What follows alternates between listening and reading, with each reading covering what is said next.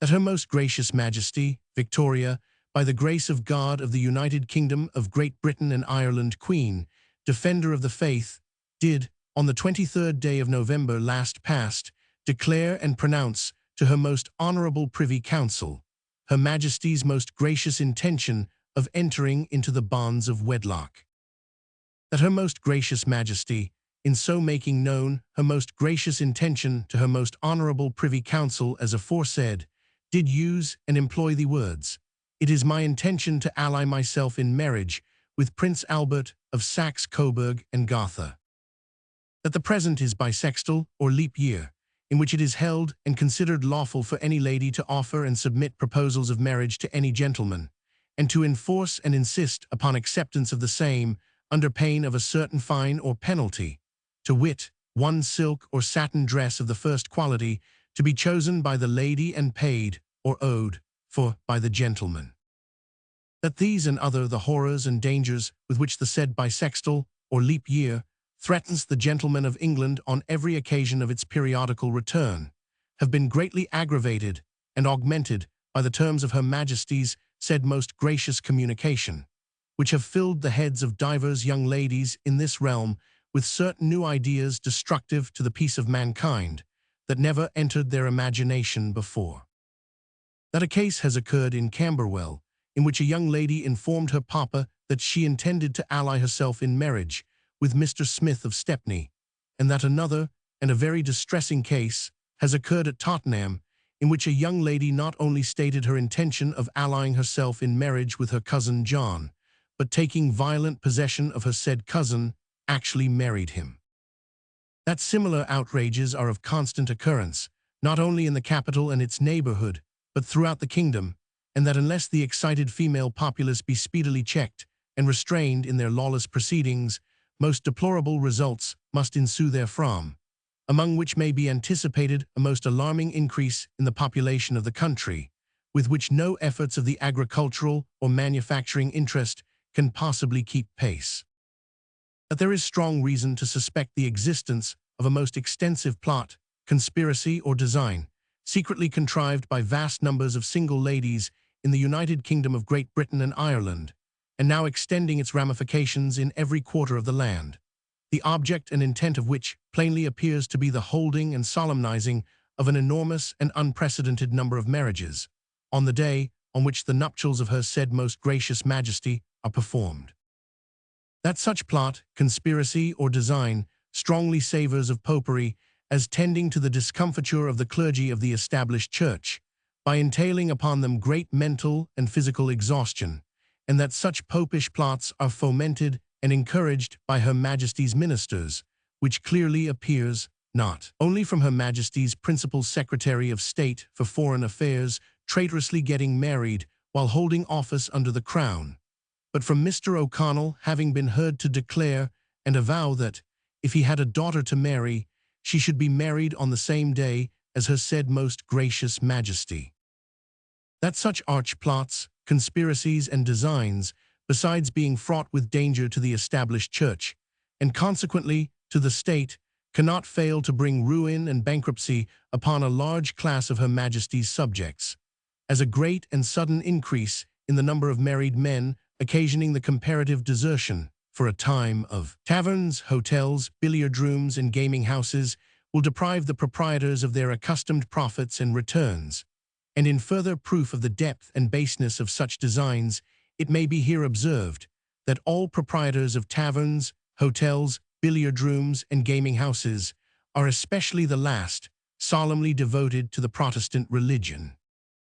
For all these reasons, and many others of no less gravity and import, an urgent appeal is made to the gentlemen of England, being bachelors or widowers, to take immediate steps for convening a public meeting, to consider of the best and surest means of averting the dangers with which they are threatened by the recurrence of bisextile or leap year, and the additional sensation created among single ladies by the terms of Her Majesty's most gracious declaration, to take measures, without delay, for resisting the said single ladies and counteracting their evil designs, and to pray Her Majesty to dismiss her present ministers, and to summon to her councils those distinguished gentlemen in various honourable professions, who, by insulting on all occasions the only lady in England who can be insulted with safety, have given a sufficient guarantee to Her Majesty's loving subjects that they at least are qualified to make war with women,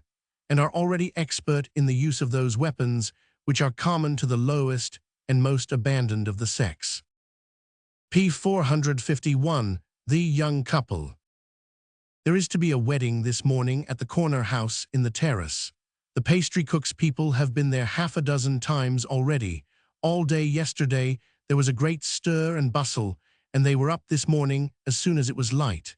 Miss Emma Fielding is going to be married to young Mr. Harvey. Heaven alone can tell in what bright colors this marriage is painted upon the mind of the little housemaid at number 6, who has hardly slept a wink all night with thinking of it, and now stands on the unswept doorsteps, leaning upon her broom, and looking wistfully towards the enchanted house. Nothing short of omniscience can divine what visions of the baker, or the greengrocer, or the smart and most insinuating butterman are flitting across her mind. What thoughts of how she would dress on such an occasion, if she were a lady, of how she would dress, if she were only a bride, of how cook would dress, being bridesmaid conjointly with her sister in place at Fulham, and how the clergyman, deeming them so many ladies, would be quite humbled and respectful. What daydreams of hope and happiness, of life being one perpetual holiday, with no master and no mistress to grant or withhold it, of every Sunday being a Sunday out, of pure freedom as to curls and ringlets, and no obligation to hide fine heads of hair in caps. What pictures of happiness, vast and immense to her, but utterly ridiculous to us, bewilder the brain of the little housemaid at number 6, all called into existence by the wedding at the corner. We smile at such things, and so we should, though perhaps for a better reason than commonly presents itself. It should be pleasant to us to know that there are notions of happiness so moderate and limited, since upon those who entertain them, happiness and lightness of heart are very easily bestowed. But the little housemaid is awakened from her reverie, for forth from the door of the magical corner house there runs towards her, all fluttering in smart new dress and streaming ribbons, her friend Jane Addams, who comes all out of breath to redeem a solemn promise of taking her in, under cover of the confusion, to see the breakfast table spread forth in state and sight of sights, her young mistress ready dressed for church. And there, in good truth, when they have stolen upstairs on tiptoe and edged themselves in at the chamber door, there is Miss Emma looking like the sweetest picture, in a white chip bonnet and orange flowers, and all other elegancies becoming a bride, with the make, shape, and quality of every article of which the girl is perfectly familiar in one moment, and never forgets to her dying day. And there is Miss Emma's mamma in tears, and Miss Emma's papa comforting her, and saying how that of course she has been long looking forward to this, and how happy she ought to be. And there too is Miss Emma's sister with her arms round her neck, and the other bridesmaid all smiles and tears, quieting the children, who would cry more but that they are so finely dressed, and yet sob for fear Sister Emma should be taken away. And it is all so affecting that the two servant girls cry more than anybody, and Jane Addams, sitting down upon the stairs when they have crept away, declares that her legs tremble so that she don't know what to do, and that she will say for Miss Emma that she never had a hasty word from her, and that she does hope and pray she may be happy. But Jane soon comes round again, and then surely there never was anything like the breakfast table, glittering with plate and china, and set out with flowers and sweets, and long-necked bottles, in the most sumptuous and dazzling manner. In the center, too, is the mighty charm, the cake, glistening with frosted sugar and garnished beautifully. They agree that there ought to be a little Cupid under one of the barley sugar temples, or at least 2 hearts and an arrow, but with this exception there is nothing to wish for, and a table could not be handsomer. As they arrive at this conclusion, who should come in but Mr. John, to whom Jane says that it's only Anne from number 6, and John says he knows, for he's often winked his eye down the area, which causes Anne to blush and look confused.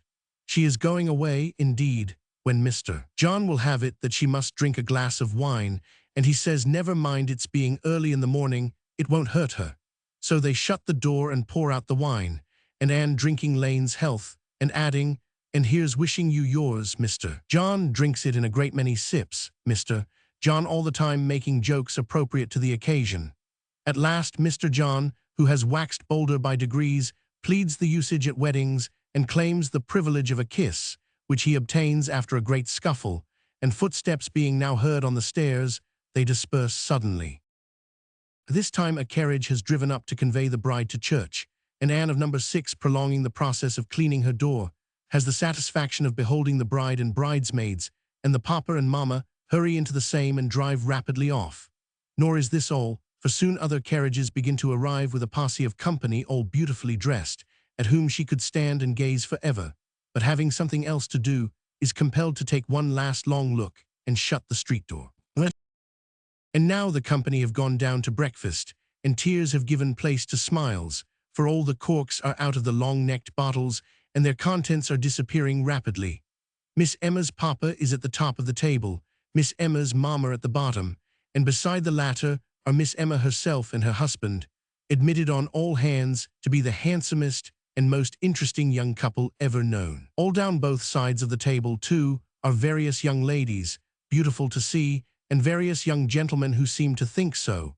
And there, in a post of honor, is an unmarried aunt of Miss Emma's, reported to possess unheard-of riches, and to have expressed vast testamentary intentions respecting her favorite niece and new nephew. This lady has been very liberal and generous already, as the jewels worn by the bride abundantly testify, but that is nothing to what she means to do, or even to what she has done, for she put herself in close communication with the dressmaker 3 months ago, and prepared a wardrobe, with some articles worked by her own hands, fit for princess. People may call her an old maid, and so she may be, but she is neither cross nor ugly for all that. On the contrary, she is very cheerful and pleasant-looking, and very kind and tender-hearted, which is no matter of surprise except to those who yield to popular prejudices without thinking why, and will never grow wiser and never know better. Of all the company, though, none are more pleasant to behold or better pleased with themselves than 2 young children, who, in honor of the day, have seats among the guests.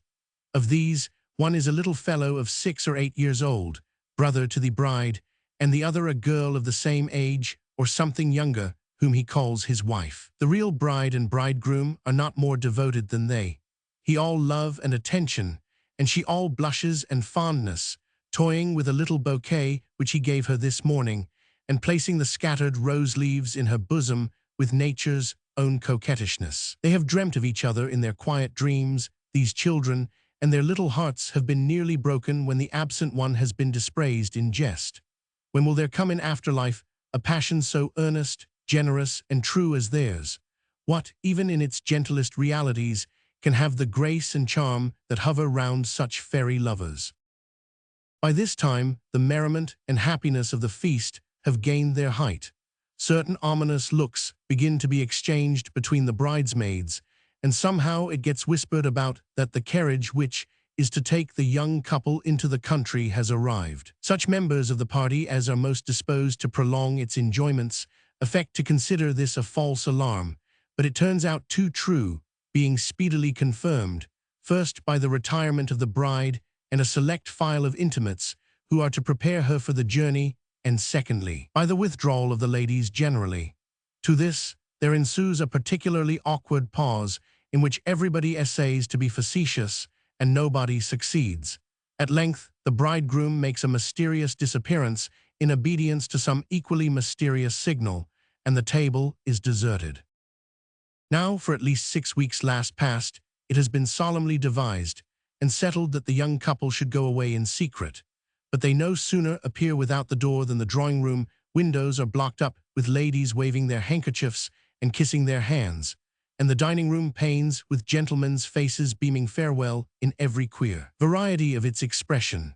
The hall and steps are crowded with servants in white favors, mixed up with particular friends and relations who have darted out to say goodbye, and foremost in the group are the tiny lovers arm in arm, thinking, with fluttering hearts, what happiness it would be to dash away together in that gallant coach and never part again. The bride has barely time for one hurried glance at her old home, when the steps rattle, the door slams, the horses clatter on the pavement, and they have left it far away. A knot of women servants still remain clustered in the hall, whispering among themselves, and there of course is Anne from number 6, who has made another escape on some plea or other and been an admiring witness of the departure. There are 2 points on which Anne expatiates over and over again, without the smallest appearance of fatigue or intending to leave off. One is that she never see in all her life such a angel of a gentleman as Mr. Harvey, and the other, that she can't tell how it is, but it don't seem a bit like a workaday or a Sunday neither. It's all so unsettled and unregular. Departure of the young couple. P. 455 The formal couple. The formal couple are the most prim, cold, immovable, and unsatisfactory people on the face of the earth. Their faces, voices, dress, house, furniture, walk, and manner are all the essence of formality, unrelieved by one redeeming touch of frankness, heartiness, or nature. Everything with the formal couple resolves itself into a matter of form. They don't call upon you on your account, but their own, not to see how you are, but to show how they are. It is not a ceremony to do honor to you, but to themselves, not due to your position, but to theirs. If one of a friend's children die, the formal couple are as sure and punctual in sending to the house as the undertaker. If a friend's family be increased, the monthly nurse is not more attentive than they. The formal couple, in fact, joyfully seize all occasions of testifying their good breeding and precise observance of the little usages of society. And for you, who are the means to this end, they care as much as a man does for the tailor who has enabled him to cut a figure, or a woman for the milliner who has assisted her to a conquest. Having an extensive connection among that kind of people who make acquaintances and eschew friends, the formal gentleman attends from time to time a great many funerals, to which he is formally invited, and to which he formally goes, as returning a call for the last time. Here his deportment is of the most faultless description. He knows the exact pitch of voice it is proper to assume, the somber look he ought to wear, the melancholy tread which should be his gait for the day. He is perfectly acquainted with all the dreary courtesies to be observed in a mourning coach, knows when to sigh and when to hide his nose in the white handkerchief, and looks into the grave and shakes his head when the ceremony is concluded, with the sad formality of a mute. "What kind of funeral was it?" says the formal lady when he returns home.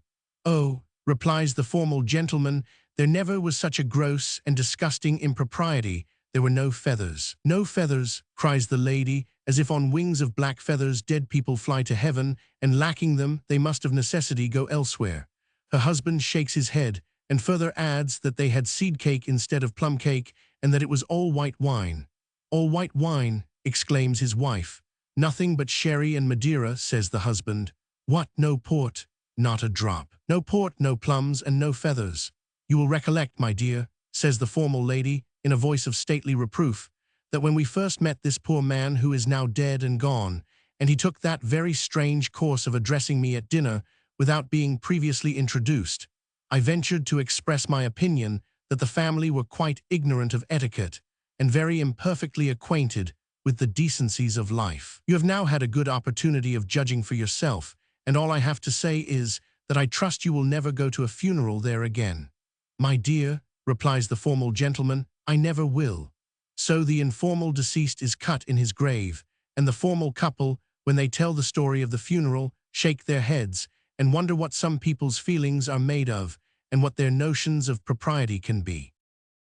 If the formal couple have a family, which they sometimes have, they are not children, but little, pale, sour, sharp-nosed men and women, and so exquisitely brought up, that they might be very old dwarfs for anything that appeareth to the contrary. Indeed, they are so acquainted with forms and conventionalities, and conduct themselves with such strict decorum, that to see the little girl break a looking-glass in some wild outbreak, or the little boy kick his parents, would be to any visitor an unspeakable relief and consolation.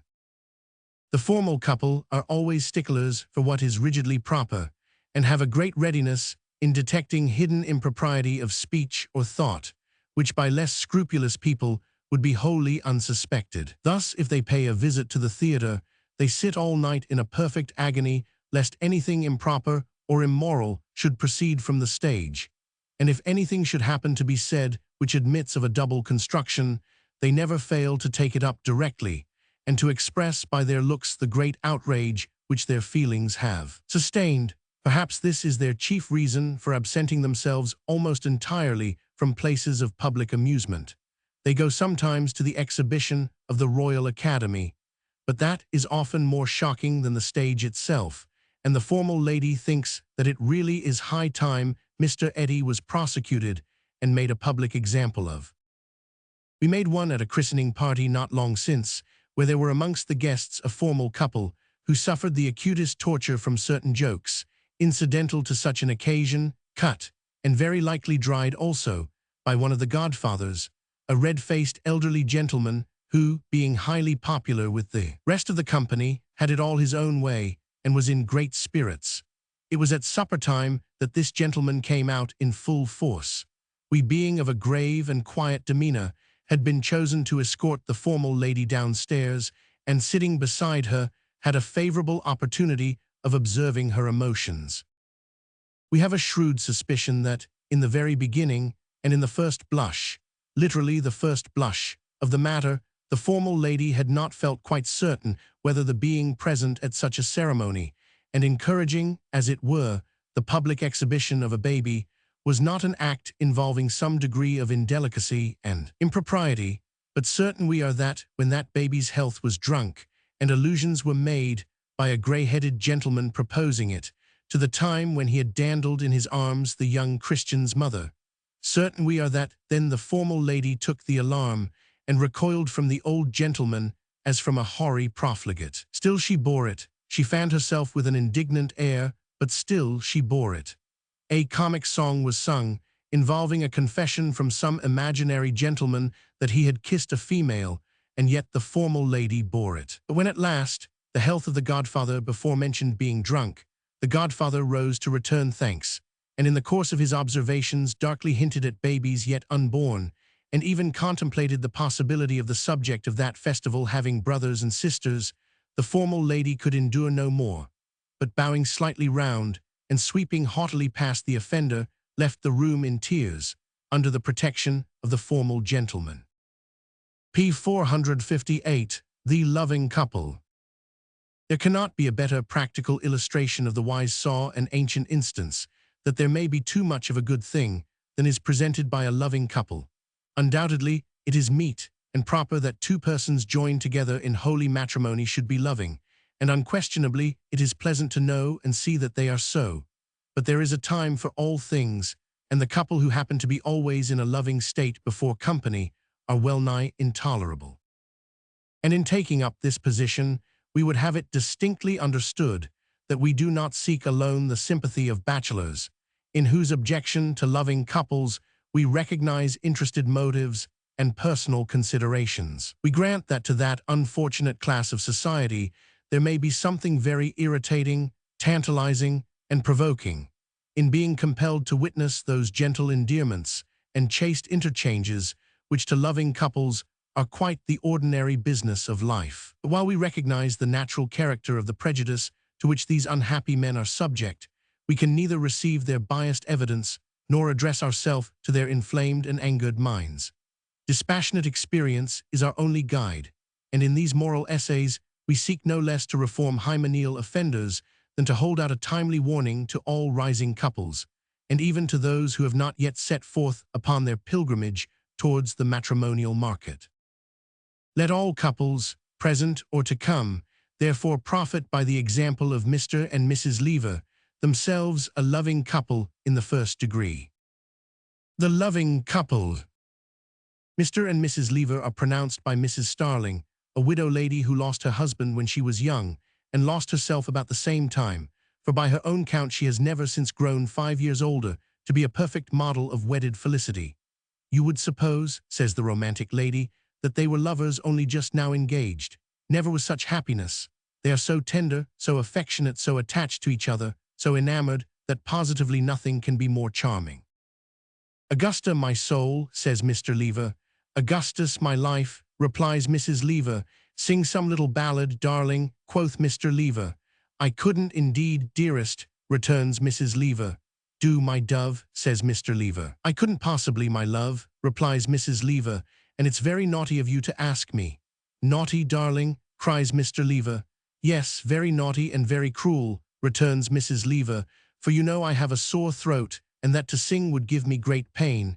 You're a monster, and I hate you." "Go away, Mrs.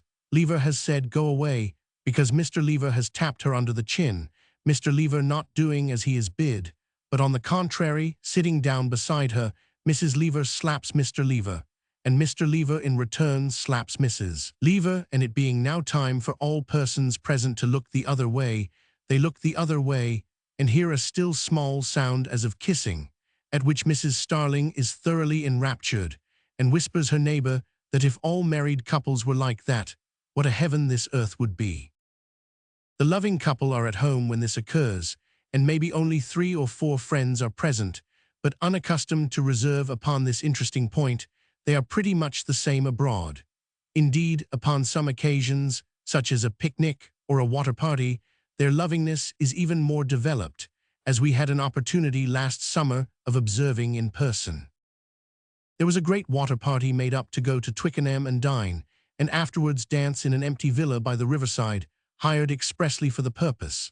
Mr. and Mrs. Lever were of the company, and it was our fortune to have a seat in the same boat, which was an A-towed galley, manned by amateurs, with a blue striped awning of the same pattern as their Guernsey shirts, and a dingy red flag of the same shade as the whiskers of the stroke oar. A coxswain being appointed, and all other matters adjusted, the 8 gentlemen threw themselves into strong paroxysms, and pulled up with the tide, stimulated by the compassionate remarks of the ladies, who one and all exclaimed that it seemed an immense exertion, as indeed it did. At first we raced the other boat, which came alongside in gallant style, but this being found an unpleasant amusement, as giving rise to a great quantity of splashing, and rendering the cold pies and other viands very moist, it was unanimously voted down, and we were suffered to shoot ahead, while the second boat followed ingloriously in our wake. It was at this time that we first recognized Mr. Lever. There were 2 firemen-watermen in the boat, lying by until somebody was exhausted, and one of them, who had taken upon himself the direction of affairs, was heard to cry in a gruff voice, "Pull away, number 2, give it her, number 2, take a longer reach, number 2 now, number 2, sir, think you're winning a boat."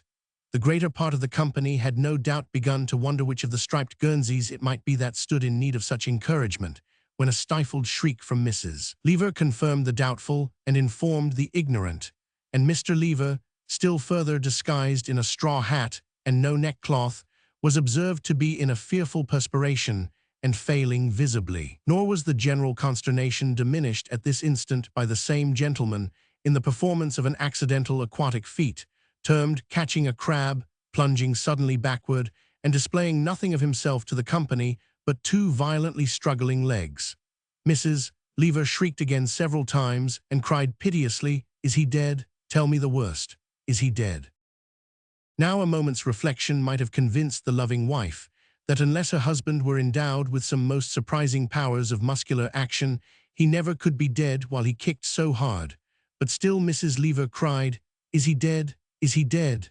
And still everybody else cried, "No, no, no," until such time as Mr. Lever was replaced in a sitting posture, and his oar, which had been going through all kinds of wrong-headed performances on its own account, was once more put in his hand by the exertions of the 2 firemen-watermen. Mr. Lever then exclaimed, "Augustus, my child, come to me," and Mr. Lever said, "Augusta, my love, compose yourself, I am not injured." But Mrs. Lever cried again more piteously than before, "Augustus, my child, come to me," and now the company generally, who seemed to be apprehensive that if Mr. Lever remained where he was, he might contribute more than his proper share towards the drowning of the party, disinterestedly took part with Mrs. Lever, and said he really ought to go, and that he was not strong enough for such violent exercise, and ought never to have undertaken it. Reluctantly, Mr. Lever went and laid himself down at Mrs. Lever's feet, and Mrs. Lever, stooping over him, said, "Oh, Augustus, how could you terrify me so?" And Mr. Lever said, "Augusta, my sweet, I never meant to terrify you." And Mrs. Lever said, "You are faint, my dear." And Mr. Lever said, "I am rather so, my love." And they were very loving indeed under Mrs. Lever's veil, until at length Mr. Lever came forth again, and pleasantly asked if he had not heard something said about bottled stout and sandwiches. Mrs. Starling, who was one of the party, was perfectly delighted with this scene, and frequently murmured half aside, "What a loving couple you are!" or "How delightful it is to see man and wife so happy together." To us she was quite poetical, for we are a kind of cousins, observing that hearts beating in unison like that made life a paradise of sweets, and that when kindred creatures were drawn together by sympathies so fine and delicate, what more than mortal happiness did not our souls partake? To all this we answered certainly, or very true, or merely sighed, as the case might be. At every new act of the loving couple, the widow's admiration broke out afresh, and when Mrs. Lever would not permit Mr. Lever to keep his hat off, lest the sun should strike to his head and give him a brain fever, Mrs. Starling actually shed tears, and said it reminded her of Adam and Eve. The loving couple were thus loving all the way to Twickenham, but when we arrived there, by which time the amateur crew looked very thirsty and vicious, they were more playful than ever, for Mrs. Lever threw stones at Mr. Lever, and Mr. Lever ran after Mrs. Lever on the grass in a most innocent and enchanting manner. At dinner, too, Mr. Lever would steal Mrs. Lever's tongue, and Mrs. Lever would retaliate upon Mr. Lever's fowl. And when Mrs. Lever was going to take some lobster salad, Mr. Lever wouldn't let her have any, saying that it made her ill, and she was always sorry for it afterwards, which afforded Mrs. Lever an opportunity of pretending to be cross and showing many other prettinesses. But this was merely the smiling surface of their loves, not the mighty depths of the stream, down to which the company, to say the truth, dived rather unexpectedly from the following accident. It chanced that Mr. Lever took upon himself to propose the bachelors who had first originated the notion of that entertainment, in doing which he affected to regret that he was no longer of their body himself, and pretended grievously to lament his fallen state. This Mrs. Lever's feelings could not brook, even in jest, and consequently exclaiming aloud, "He loves me not, he loves me not," she fell in a very pitiable state into the arms of Mrs. Starling, and directly becoming insensible, was conveyed by that lady and her husband into another room. Presently Mr. Lever came running back to know if there was a medical gentleman in company, and as there was, in what company is there not? Both Mr. Lever and the medical gentleman hurried away together. The medical gentleman was the first who returned, and among his intimate friends he was observed to laugh and wink, and look as unmedical as might be. But when Mr. Lever came back, he was very solemn, and in answer to all inquiries, shook his head, and remarked that Augusta was far too sensitive to be trifled with, an opinion which the widow subsequently confirmed. Finding that she was in no imminent peril, however, the rest of the party betook themselves to dancing on the green, and very merry and happy they were, and a vast quantity of flirtation there was, the last circumstance being no doubt attributable partly to the fineness of the weather and partly to the locality, which is well known to be favorable to all harmless recreations. In the bustle of the scene, Mr. and Mrs. Lever stole down to the boat, and disposed themselves under the awning, Mrs. Lever reclining her head upon Mr. Lever's shoulder, and Mr. Lever grasping her hand with great fervor, and looking in her face from time to time with a melancholy and sympathetic aspect. The widow sat apart, feigning to be occupied with a book, but stealthily observing them from behind her fan, and the two firemen-watermen, smoking their pipes on the bank hard by, nudged each other, and grinned in enjoyment of the joke. Very few of the party missed the loving couple, and the few who did, heartily congratulated each other on their disappearance. p. 463 The contradictory couple. One would suppose that two people who are to pass their whole lives together, and must necessarily be very often alone with each other, could find little pleasure in mutual contradiction. And yet, what is more common than a contradictory couple? The contradictory couple agree in nothing but contradiction. They return home from Mrs. Bluebottle's dinner party, each in an opposite corner of the coach, and do not exchange a syllable until they have been seated for at least 20 minutes by the fireside at home, when the gentleman, raising his eyes from the stove, all at once breaks silence. "What a very extraordinary thing it is," says he, "that you will contradict Charlotte." "I contradict," cries the lady, "but that's just like you." "What's like me?" says the gentleman sharply, saying that I contradict you, replies the lady. Do you mean to say that you do not contradict me? Retorts the gentleman. Do you mean to say that you have not been contradicting me the whole of this day? Do you mean to tell me now that you have not? I mean to tell you nothing of the kind, replies the lady quietly. When you are wrong, of course, I shall contradict you. During this dialogue, the gentleman has been taking his brandy and water on one side of the fire, and the lady, with her dressing case on the table, has been curling her hair on the other.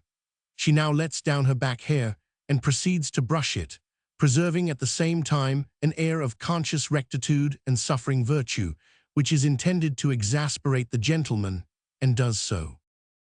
I do believe, he says, taking the spoon out of his glass and tossing it on the table, that of all the obstinate, positive, wrong-headed creatures that were ever born, you are the most so, Charlotte.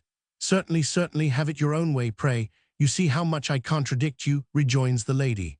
Of course, you didn't contradict me at dinner time. Oh no, not you, says the gentleman. Yes, I did, says the lady. Oh, you did, cries the gentleman, you admit that.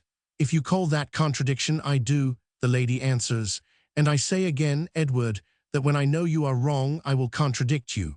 I am not your slave. Not my slave, repeats the gentleman bitterly. And you still mean to say that in the Blackburns' new house there are not more than 14 doors, including the door of the wine cellar? I mean to say, retorts the lady, beating time with her hairbrush on the palm of her hand, that in that house there are 14 doors and no more. Well then, cries the gentleman, rising in despair and pacing the room with rapid strides. By gee, this is enough to destroy a man's intellect and drive him mad. By and by the gentleman comes to a little, and passing his hand gloomily across his forehead, reseats himself in his former chair. There is a long silence, and this time the lady begins. I appealed to Mr. Jenkins, who sat next to me on the sofa in the drawing-room during tea. Morgan, you mean, interrupts the gentleman. I do not mean anything of the kind, answers the lady. Now by all that is aggravating and impossible to bear, cries the gentleman, clenching his hands and looking upwards in agony, she is going to insist upon it that Morgan is Jenkins. Do you take me for a perfect fool? Exclaims the lady. Do you suppose I don't know the one from the other? Do you suppose I don't know that the man in the blue coat was Mr. Jenkins? Jenkins in a blue coat, cries the gentleman with a groan. Jenkins in a blue coat, a man who would suffer death rather than wear anything but brown. Do you dare to charge me with telling an untruth? Demands the lady, bursting into tears. I charge you, ma'am, retorts the gentleman, starting up, with being a monster of contradiction, a monster of aggravation, a Jenkins in a blue coat. What have I done that I should be doomed to hear such statements? Expressing himself with great scorn and anguish, the gentleman takes up his candle and stalks off to bed, where feigning to be fast asleep, when the lady comes upstairs drowned in tears, murmuring lamentations over her hard fate and indistinct intentions of consulting her brothers, he undergoes the secret torture of hearing her exclaim between whiles, I know there are only 14 doors in the house. I know it was Mr. Jenkins. I know he had a blue coat on, and I would say it as positively as I do now if they were the last words I had to speak.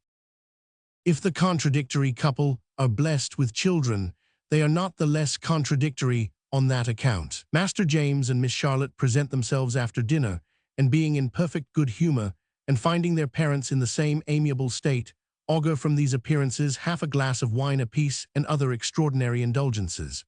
But unfortunately Master James, growing talkative upon such prospects, asks his mamma how tall Mrs. Parsons is, and whether she is not 6 feet high, to which his mamma replies, yes, she should think she was, for Mrs. Parsons is a very tall lady indeed, quite a giantess. For heaven's sake, Charlotte, cries her husband, do not tell the child such preposterous nonsense. 6 feet high? Well, replies the lady, surely I may be permitted to have an opinion. My opinion is that she is 6 feet high, at least 6 feet. Now you know, Charlotte, retorts the gentleman sternly, that is not your opinion, that you have no such idea, and that you only say this for the sake of contradiction. You are exceedingly polite, his wife replies. To be wrong about such a paltry question as anybody's height would be no great crime, but I say again that I believe Mrs. Parsons to be 6 feet, more than 6 feet, nay, I believe you know her to be full 6 feet, and only say she is not because I say she is. This taunt disposes the gentleman to become violent, but he cheeks himself, and is content to mutter in a haughty tone, 6 feet, ha ha, Mrs. Parsons 6 feet. And the lady answers, yes, 6 feet. I am sure I am glad you are amused, and I'll say it again, 6 feet. Thus the subject gradually drops off, and the contradiction begins to be forgotten, when Master James, with some undefined notion of making himself agreeable and putting things to rights again, unfortunately asks his mamma what the moon's made of, which gives her occasion to say that he had better not ask her, for she is always wrong and never can be right, that he only exposes her to contradiction by asking any question of her, and that he had better ask his papa, who is infallible and never can be wrong. Papa, smarting under this attack, gives a terrible pull at the bell and says that if the conversation is to proceed in this way, the children had better be removed. Removed they are, after a few tears and many struggles, and Pa, having looked at Ma sideways for a minute or two, with a baleful eye, draws his pocket handkerchief over his face, and composes himself for his after-dinner nap.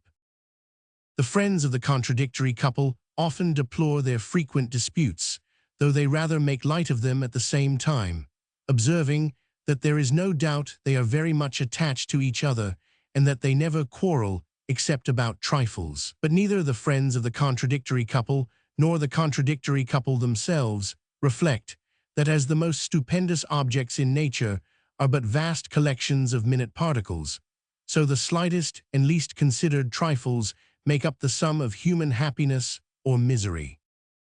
P. 466, The couple who dote upon their children. The couple who dote upon their children have usually a great many of them, 6 or 8 at least. The children are either the healthiest in all the world or the most unfortunate in existence. In either case, they are equally the theme of their doting parents and equally a source of mental anguish and irritation to their doting parents' friends. The couple who dote upon their children recognize no dates but those connected with their births, accidents, illnesses, or remarkable deeds. They keep a mental almanac with a vast number of innocence days, all in red letters. They recollect the last coronation, because on that day little Tom fell down the kitchen stairs, the anniversary of the gunpowder plot, because it was on the 5th of November that Ned asked whether wooden legs were made in heaven and cocked hats grew in gardens. Mrs. Whiffler will never cease to recollect the last day of the old year as long as she lives, for it was on that day that the baby had the 4 red spots on its nose which they took for measles. Nor Christmas Day, for 21 days after Christmas Day the twins were born, nor Good Friday, for it was on a Good Friday that she was frightened by the donkey cart when she was in the family way with Georgiana.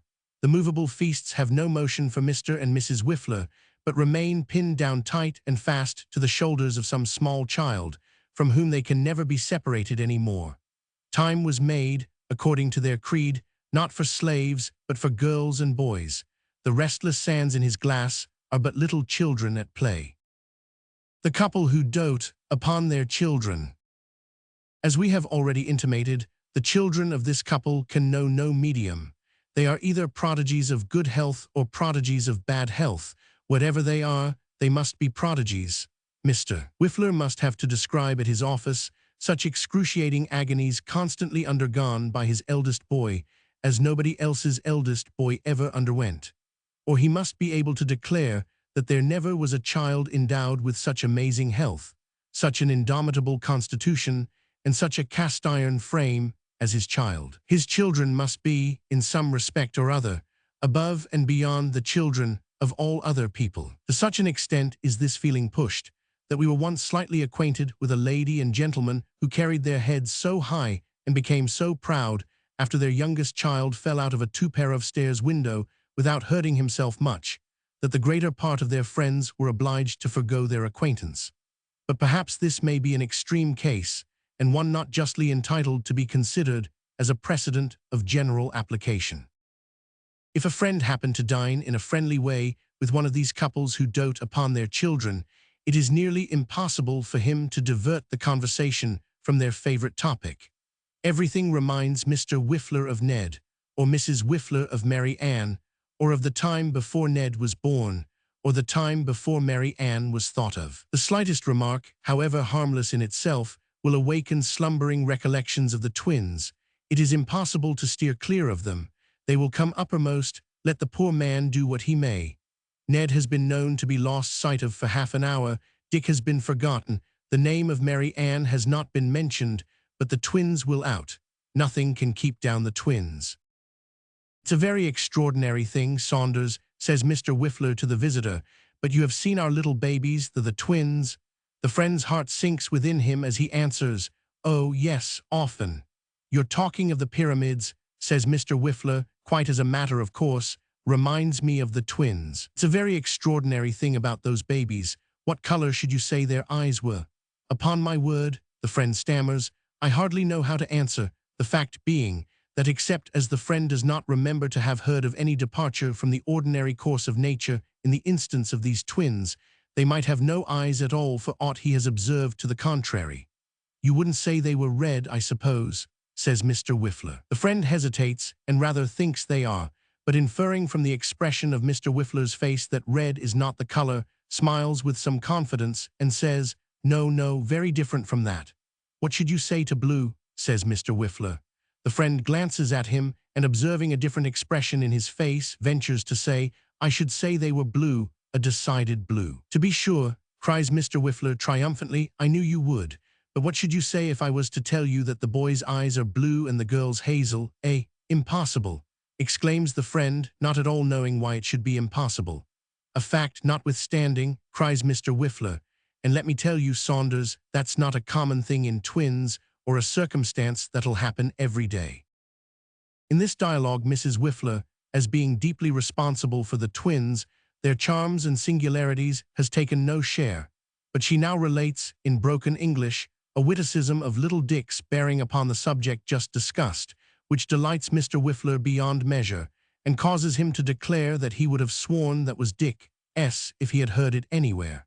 Then he requests that Mrs. Whiffler will tell Saunders what Tom said about mad bulls, and Mrs. Whiffler relating the anecdote, a discussion ensues upon the different character of Tom's wit and Dick's wit, from which it appears that Dick's humor is of a lively turn, while Tom's style is the dry and caustic.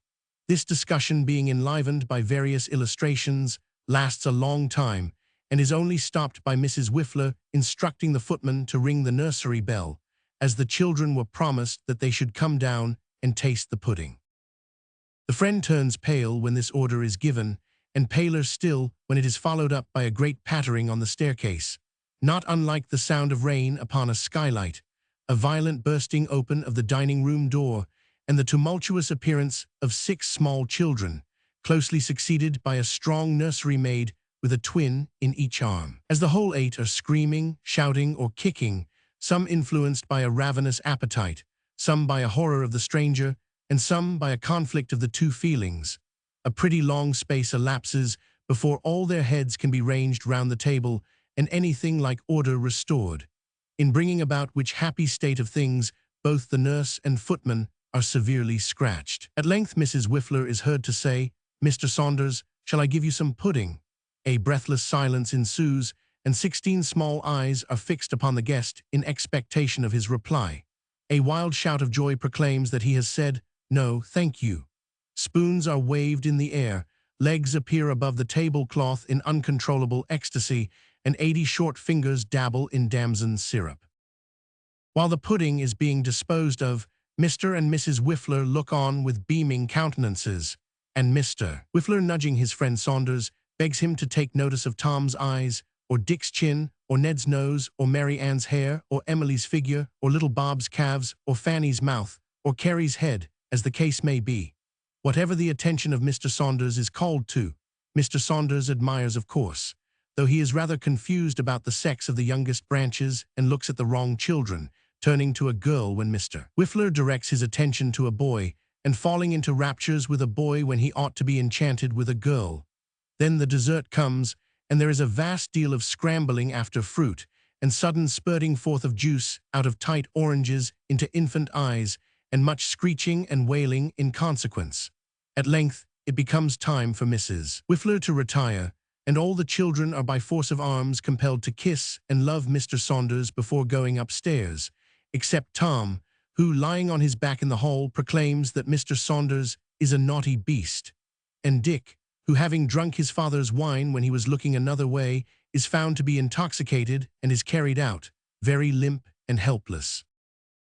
Mr. Whiffler and his friend are left alone together, but Mr. Whiffler's thoughts are still with his family if his family are not with him. Saunders, says he after a short silence, if you please, we'll drink Mrs. Whiffler and the children. Mr. Saunders feels this to be a reproach against himself for not proposing the same sentiment, and drinks it in some confusion.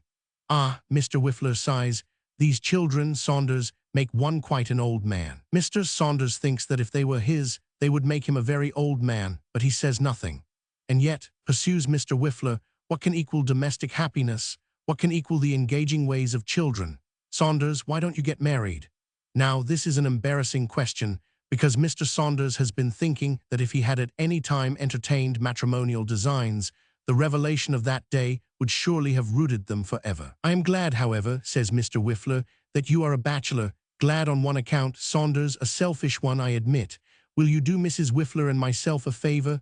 Mr. Saunders is surprised, evidently surprised, but he replies with the greatest pleasure. Then will you, Saunders, says Mr. Whiffler in an impressive manner, will you cement and consolidate our friendship by coming into the family, so to speak, as a godfather? I shall be proud and delighted, replies Mr. Saunders. Which of the children is it? Really, I thought they were all christened. Or, Saunders, Mr. Whiffler interposes, they are all christened, you are right. The fact is that Mrs. Whiffler is, in short, we expect another. Not a ninth, cries the friend, all aghast at the idea. Yes, Saunders, rejoins Mr. Whiffler solemnly, a ninth. Did we drink Mrs. Whiffler's health? Let us drink it again, Saunders, and wish her well over it. Dr. Johnson used to tell a story of a man who had but one idea, which was a wrong one.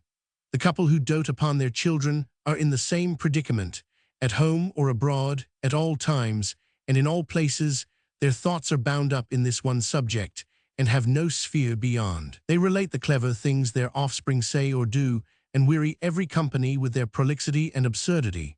Mr. Whiffler takes a friend by the button at a street corner on a windy day to tell him a bon mot of his youngest boy, S. And Mrs. Whiffler, calling to see a sick acquaintance, entertains her with a cheerful account of all her own past sufferings and present expectations. In such cases, the sins of the fathers indeed descend upon the children, for people soon come to regard them as predestined little bores. The couple who dote upon their children cannot be said to be actuated by a general love for these engaging little people, which would be a great excuse, for they are apt to underrate and entertain a jealousy of any children but their own. If they examined their own hearts, they would, perhaps, find at the bottom of all this more self-love and egotism than they think of. Self-love and egotism are bad qualities, of which the unrestrained exhibition, though it may be sometimes amusing, never fails to be wearisome and unpleasant. Couples who dote upon their children, therefore, are best avoided. p. 471, The Cool Couple. There is an old-fashioned weather glass representing a house with two doorways, in one of which is the figure of a gentleman, in the other the figure of a lady. When the weather is to be fine, the lady comes out and the gentleman goes in. When wet, the gentleman comes out and the lady goes in. They never seek each other's society, are never elevated and depressed by the same cause, and have nothing in common. They are the model of a cool couple, except that there is something of politeness and consideration about the behavior of the gentleman in the weather glass, in which neither of the cool couple can be said to participate. The cool couple are seldom alone together, and when they are, nothing can exceed their apathy and dullness, the gentleman being for the most part drowsy and the lady silent. If they enter into conversation, it is usually of an ironical or recriminatory nature. Thus, when the gentleman has indulged in a very long yawn and settled himself more snugly in his easy chair, the lady will perhaps remark, "Well, I am sure, Charles, I hope you're comfortable." To which the gentleman replies, "Oh yes, he's quite comfortable, quite." "There are not many married men, I hope," returns the lady, "who seek comfort in such selfish gratifications as you do, nor many wives who seek comfort in such selfish gratifications as you do, I hope," retorts the gentleman. "Whose fault is that?" demands the lady. The gentleman, becoming more sleepy, returns no answer. "Whose fault is that?" the lady repeats. The gentleman still returning no answer, she goes on to say that she believes there never was in all this world anybody so attached to her home, so thoroughly domestic, so unwilling to seek a moment's gratification or pleasure beyond her own fireside as she. God knows that before she was married, she never thought or dreamt of such a thing, and she remembers that her poor papa used to say again and again, almost every day of his life, "Oh, my dear Louisa, if you only marry a man who understands you and takes the trouble to consider your happiness and accommodate himself a very little to your disposition, what a treasure he will find in you." She supposes her papa knew what her disposition was. He had known her long enough. He ought to have been acquainted with it, but what can she do? If her home is always dull and lonely, and her husband is always absent and finds no pleasure in her society, she is naturally sometimes driven, seldom enough, she is sure to seek a little recreation elsewhere. She is not expected to pine and mope to death, she hopes. "Then come, Louisa," says the gentleman, waking up as suddenly as he fell asleep. "Stop at home this evening, and so will I." "I should be sorry to suppose, Charles, that you took a pleasure in aggravating me," replies the lady. "But you know as well as I do that I am particularly engaged to Mrs. Mortimer, and that it would be an act of the grossest rudeness and ill-breeding, after accepting a seat in her box, and preventing her from inviting anybody else, not to go." "Ah, there it is," says the gentleman, shrugging his shoulders. "I knew that perfectly well. I knew you couldn't devote an evening to your own home. Now all I have to say, Louisa, is this. Recollect that I was quite willing to stay at home, and that it's no fault of mine we are not oftener together." With that, the gentleman goes away to keep an old appointment at his club, and the lady hurries off to dress for Mrs. Mortimer S., and neither thinks of the other until by some odd chance they find themselves alone again. But it must not be supposed that the cool couple are habitually a quarrelsome one. Quite the contrary. These differences are only occasions for a little self-excuse, nothing more. In general, they are as easy and careless, and dispute as seldom, as any common acquaintances may, for it is neither worth their while to put each other out of the way, nor to ruffle themselves. When they meet in society, the cool couple are the best-bred people in existence. The lady is seated in a corner among a little knot of lady friends, one of whom exclaims, "Why, I vow and declare there is your husband, my dear." "Whose? Mine," she says carelessly. "I yours, and coming this way too." "How very odd," says the lady in a languid tone. "I thought he had been at Dover." The gentleman coming up, and speaking to all the other ladies, and nodding slightly to his wife, it turns out that he has been at Dover, and has just now returned. "What a strange creature you are," cries his wife, "and what on earth brought you here, I wonder?" "I came to look after you, of course," rejoins her husband. This is so pleasant a jest that the lady is mightily amused, as are all the other ladies similarly situated who are within hearing, and while they are enjoying it to the full, the gentleman nods again, turns upon his heel, and saunters away. There are times, however, when his company is not so agreeable, though equally unexpected, such as when the lady has invited one or two particular friends to tea and scandal, and he happens to come home in the very midst of their diversion. It is 100 chances to 1 that he remains in the house half an hour, but the lady is rather disturbed by the intrusion, notwithstanding, and reasons within herself. "I am sure I never interfere with him, and why should he interfere with me? It can scarcely be accidental. It never happens that I have a particular reason for not wishing him to come home, but he always comes. It's very provoking and tiresome, and I am sure when he leaves me so much alone for his own pleasure, the least he could do would be to do as much for mine." Observing what passes in her mind, the gentleman, who has come home for his own accommodation, makes a merit of it with himself, arrives at the conclusion that it is the very last place in which he can hope to be comfortable, and determines, as he takes up his hat and cane, never to be so virtuous again. Thus a great many cool couples go on until they are cold couples, and the grave has closed over their folly and indifference. Loss of name, station, character, life itself, has ensued from causes as slight as these before now, and when gossips tell such tales and aggravate their deformities, they elevate their hands and eyebrows, and call each other to witness what a cool couple Mr. and Mrs. So-and-so always were, even in the best of times. P. 474, The Plausible Couple. The plausible couple have many titles. They are a delightful couple, an affectionate couple, a most agreeable couple, a good-hearted couple, and the best-natured couple in existence. The truth is that the plausible couple are people of the world, and either the way of pleasing the world has grown much easier than it was in the days of the old man and his ass, or the old man was but a bad hand at it and knew very little of the trade. But is it really possible to please the world? Says some doubting reader. It is indeed. Nay, it is not only very possible but very easy. The ways are crooked and sometimes foul and low. What then? A man need but crawl upon his hands and knees, know when to close his eyes and when his ears, when to stoop and when to stand upright.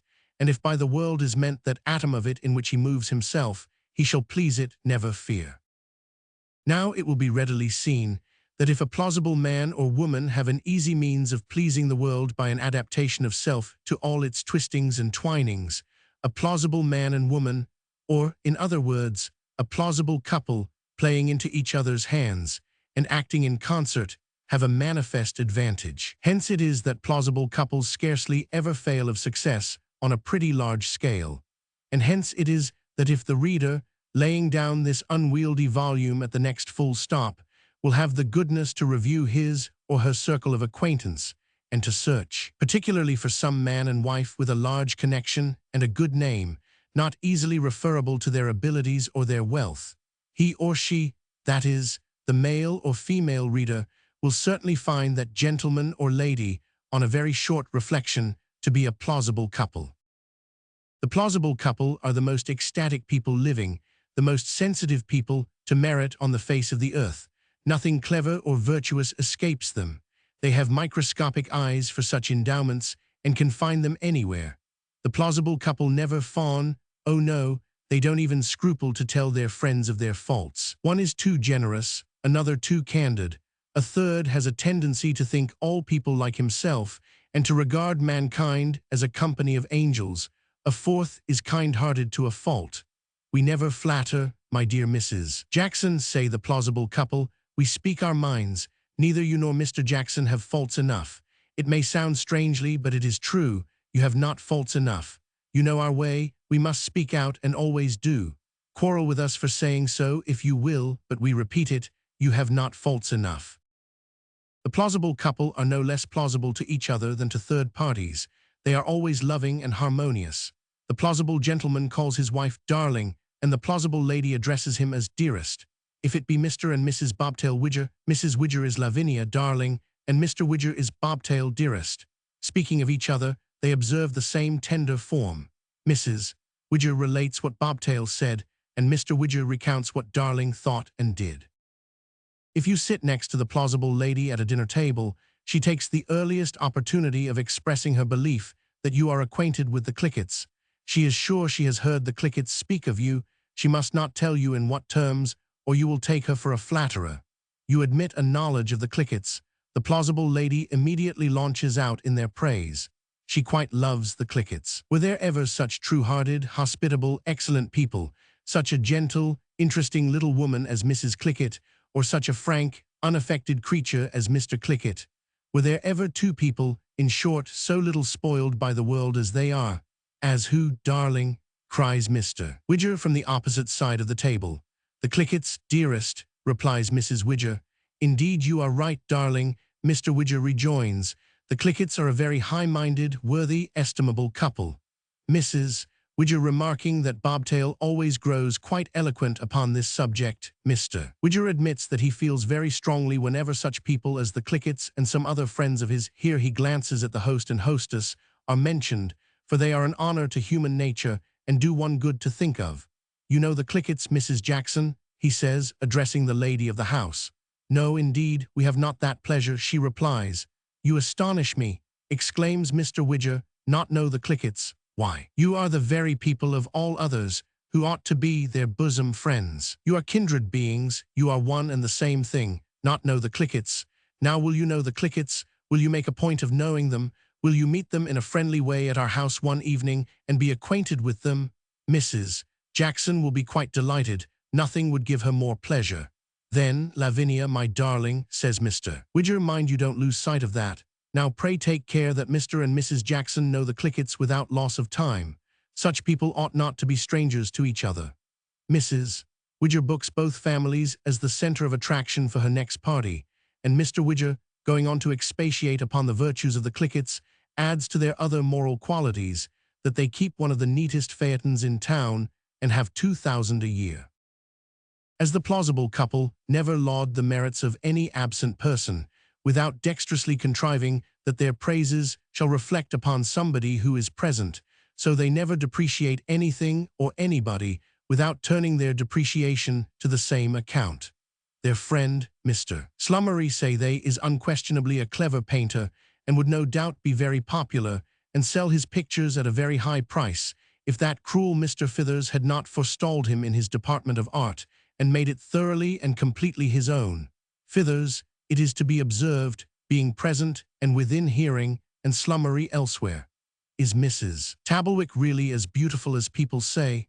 Why, there indeed you ask them a very puzzling question, because there is no doubt that she is a very charming woman, and they have long known her intimately. She is no doubt beautiful, very beautiful. They once thought her the most beautiful woman ever seen. Still, if you press them for an honest answer, they are bound to say that this was before they had ever seen our lovely friend on the sofa. The sofa is hard by, and our lovely friend can't help hearing the whispers in which this is said. Since that time, perhaps, they have been hardly fair judges. Mrs. Tablewick is no doubt extremely handsome, very like our friend, in fact, in the form of the features, but in point of expression and soul and figure and air altogether, oh dear. But while the plausible couple depreciate, they are still careful to preserve their character for amiability and kind feeling.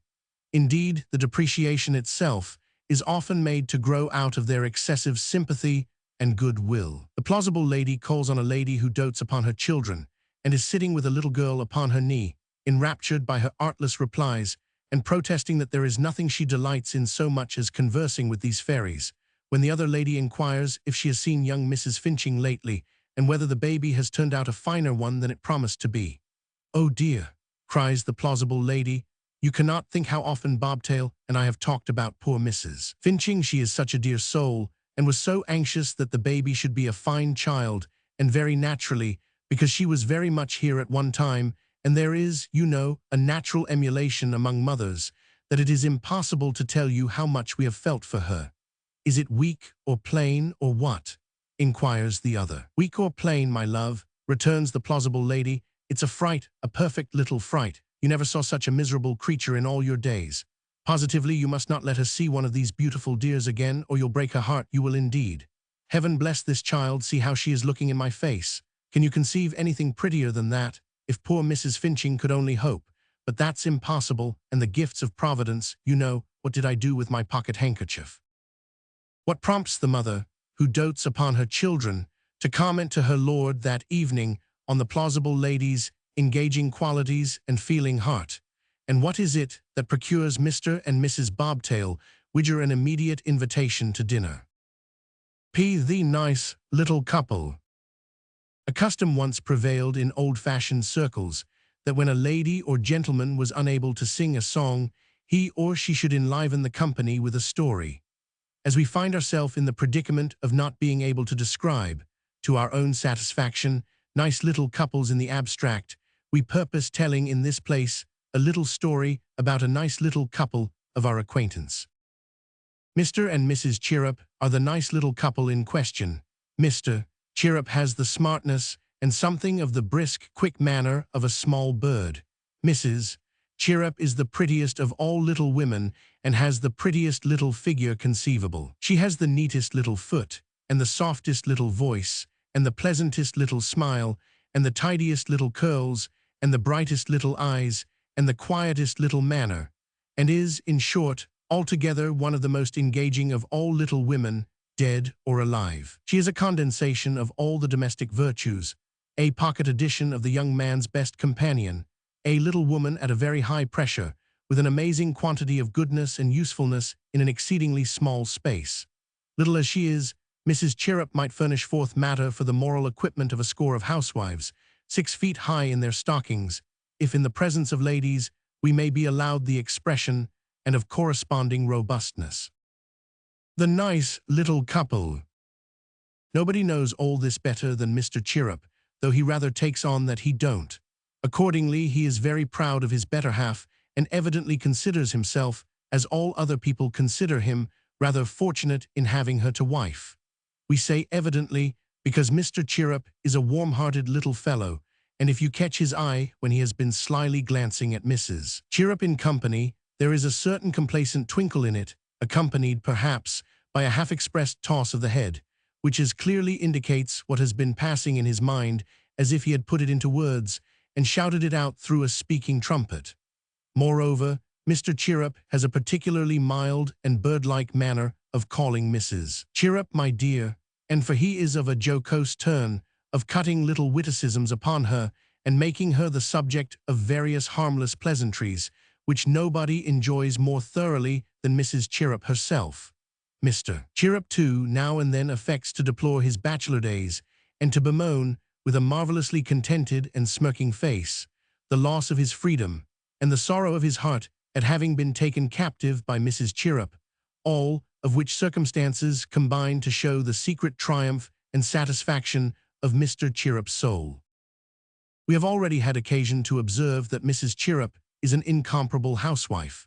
In all the arts of domestic arrangement and management, in all the mysteries of confectionery making, pickling, and preserving, never was such a thorough adept as that nice little body.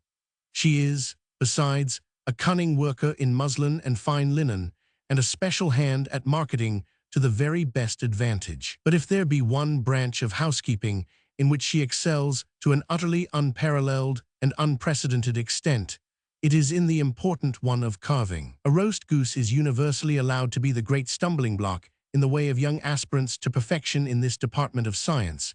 Many promising carvers, beginning with legs of mutton, and preserving a good reputation through fillets of veal, sirloins of beef, quarters of lamb, fowls, and even ducks, have sunk before a roast goose, and lost caste and character forever.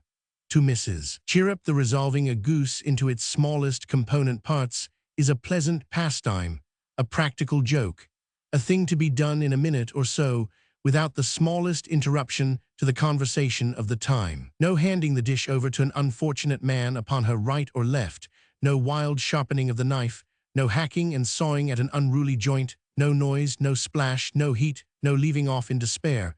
All is confidence and cheerfulness. The dish is set upon the table, the cover is removed.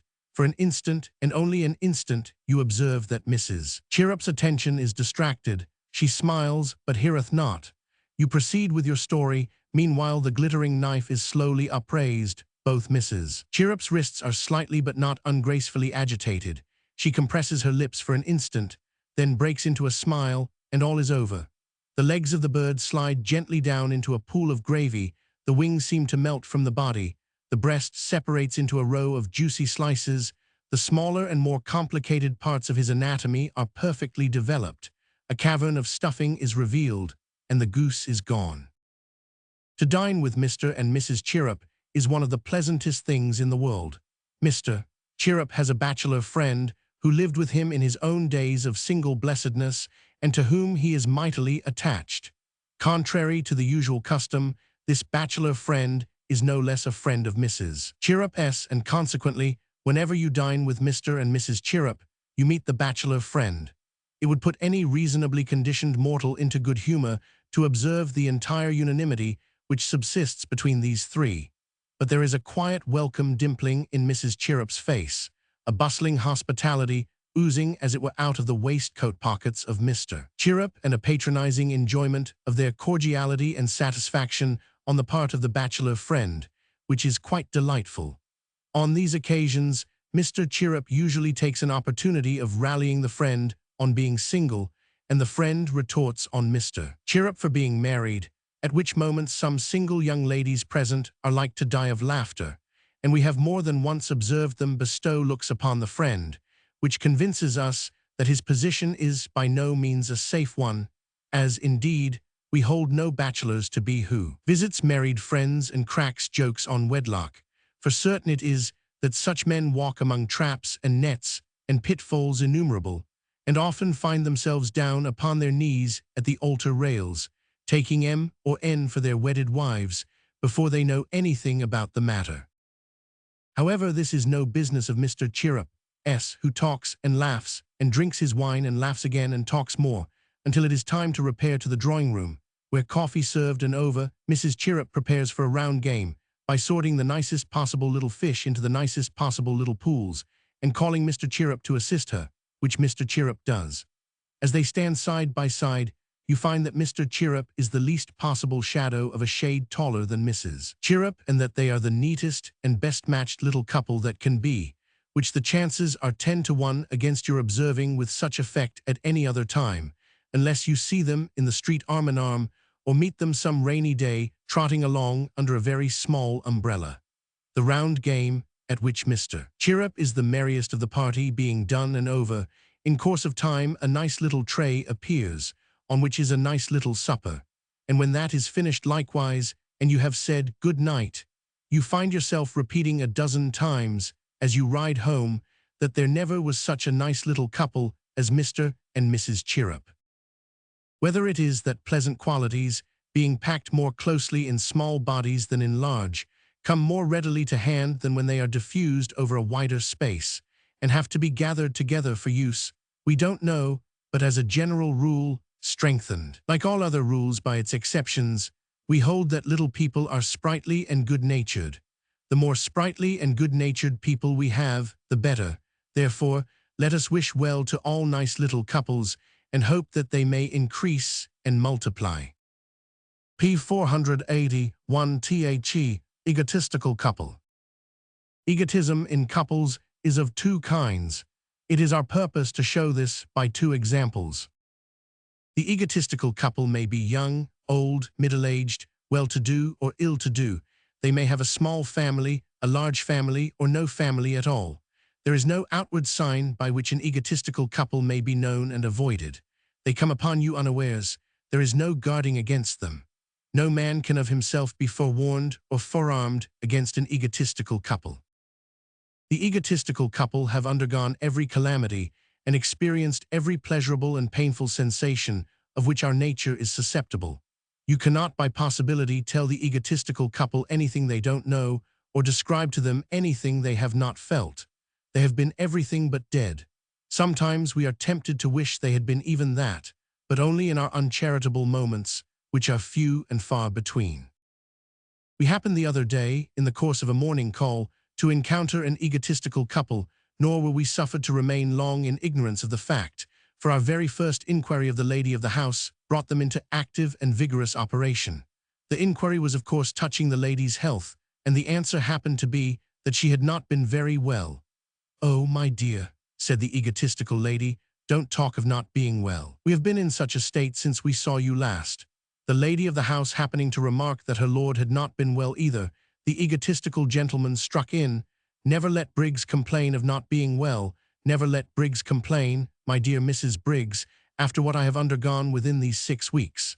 He doesn't know what it is to be ill. He hasn't the least idea of it, not the faintest conception." "My dear," interposed his wife, smiling, "you talk as if it were almost a crime in Mr. Briggs not to have been as ill as we have been, instead of feeling thankful to Providence that both he and our dear Mrs. Briggs are in such blissful ignorance of real suffering."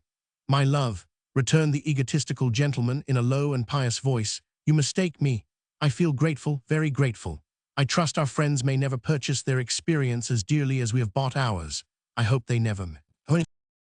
Having put down Mrs. Briggs upon this theme and settled the question thus, the egotistical gentleman turned to us, and after a few preliminary remarks, all tending towards and leading up to the point he had in his mind, inquired if we happened to be acquainted with the Dowager Lady Snorflerer. On our replying in the negative, he presumed we had often met Lord Slang, or beyond all doubt, that we were on intimate terms with Sir Chipkins Glogwog.